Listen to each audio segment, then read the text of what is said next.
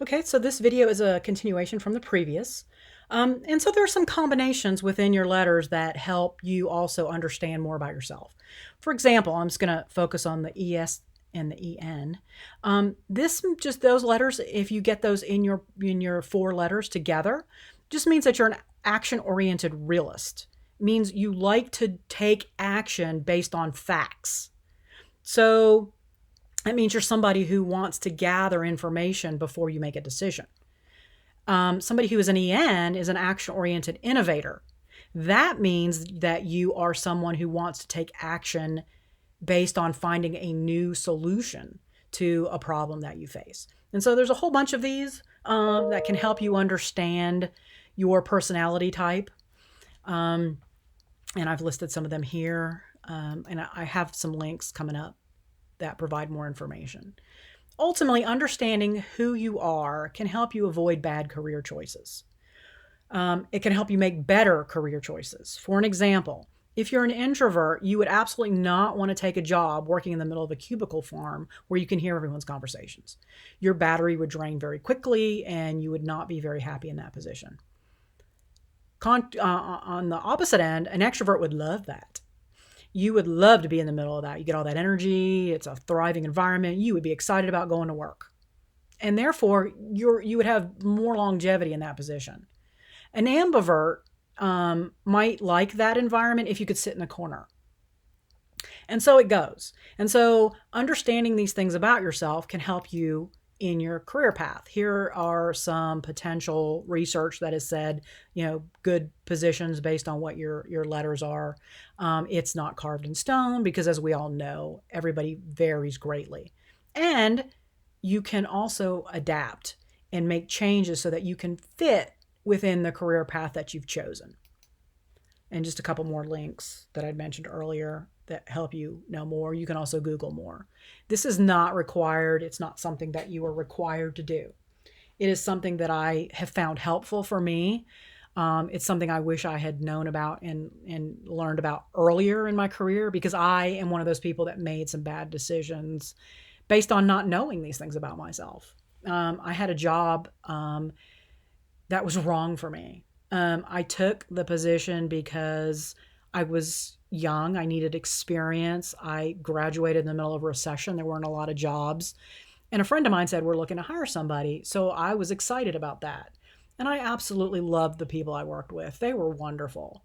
But I'm an introvert, and I was sitting in the middle of a cubicle farm. Well, it wasn't fully a cubicle farm. There were some divisions, but I could hear everything. And they played loud music over the speaker. And that job wore me out, and I could not wait to get home at the end of the day. And I was learning a lot. It was a great position from that perspective, but I was exhausted. So I did my work as fast as I could so I could get out of there on time and go home and crash.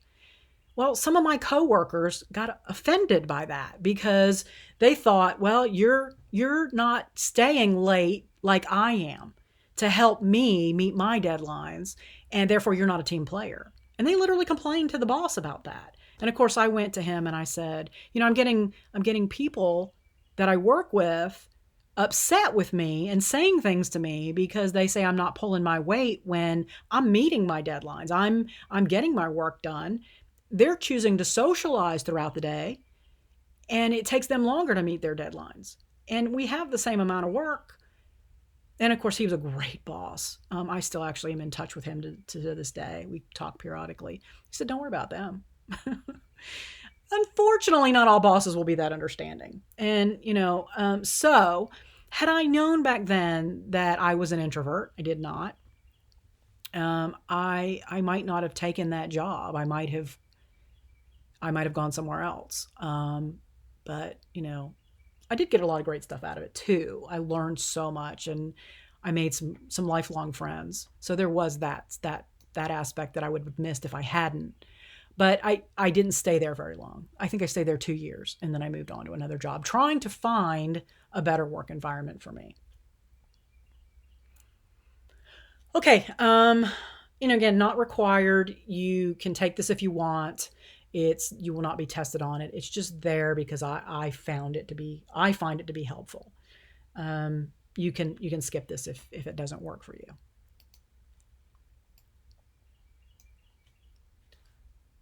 So the next thing I want to talk about, and this also goes to who are you? It's called something called visual spatial cognitive abilities. Yes, more psychology. I should warn you, I read books by neurobiologists, and I am married to a molecular geneticist who is a scientist and biology professor. And we have conversation at dinner about these things.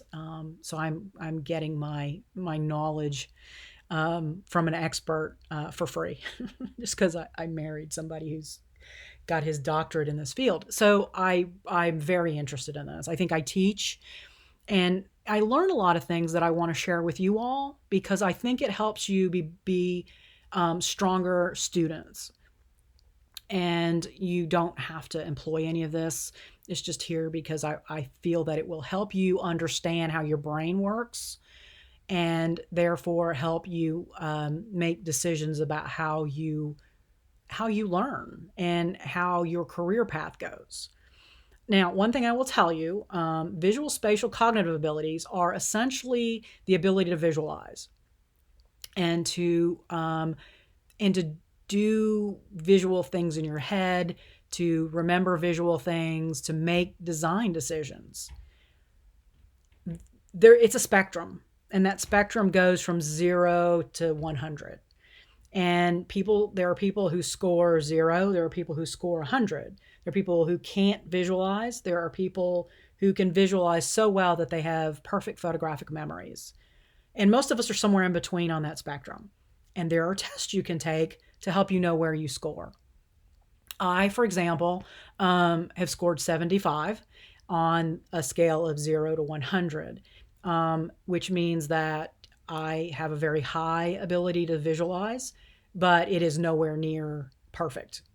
And people who score low on this spectrum can learn to move that bar further over. But one thing is that if you score low, it makes it very difficult to learn to be a designer. I'm not saying you can't, and I'm going to give you some tips and tricks for improving your visual spatial cognitive abilities because you can absolutely do that. That's a great thing about a lot of this stuff. It's not carved in stone, it's fluid, and we can adjust it. So things that include that test your spatial abilities include things like orienting yourself in your environment. Another one is packing. So say you have a box and a bunch of books, and you got to get all the books in the box. That's what visual spatial skills help you do. You can look at the shape of the box of the books and decide how to pack them into a box. Another way to phrase this is planning. Planners, designers, when we do planning, we are essentially packing. We are packing rooms, spaces into a container. Now, it doesn't mean that we don't sometimes just lay out the shapes and then plan the container around them, but it gets very costly and very expensive if you just do that. So in design, you need to be able to visualize ideas and solution in your mind in order to creatively problem solve. And so there are things you can do to improve that, right? So we need to see to learn if you score high. I actually have had, as I mentioned, my husband's a biologist.